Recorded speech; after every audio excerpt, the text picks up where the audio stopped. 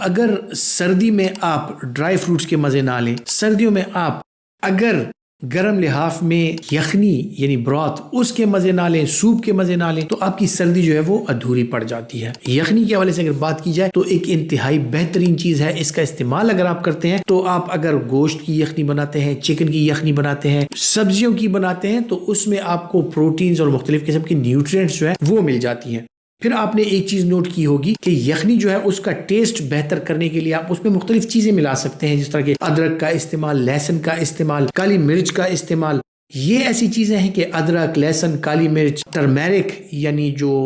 ہلدی ہوتی ہے اس کا استعمال، یہ اگر آپ کرتے ہیں تو یہ سردیوں کے موسم کے حوالے سے آپ کے چیسٹ، آپ کے گلے اور اس طرح کے مختلف اور چیزیں ہوتی ہیں جو کہ سردی سے ریلیٹڈ جو بیماریاں ہوتی ہیں، خصوصاً نزلہ زکام میں یہ آپ کی امیونٹی کو بڑھاتا ہے۔ تو سردیوں میں اگر آپ اس کا استعمال کرتے ہیں، اور خصوصاً یخنی جب آپ پیتے ہیں، سردیوں میں پانی اکثر لوگ کم پیتے ہیں، تو اگر آپ ایک کپ یخنی کا استعمال کرتے ہیں تو اس کے ساتھ آپ کو اچھی مقدار میں پانی یعنی فلوئڈ بھی مہیا ہو جاتا ہے، جو آپ کی صحت کے لیے انتہائی بہترین ہے۔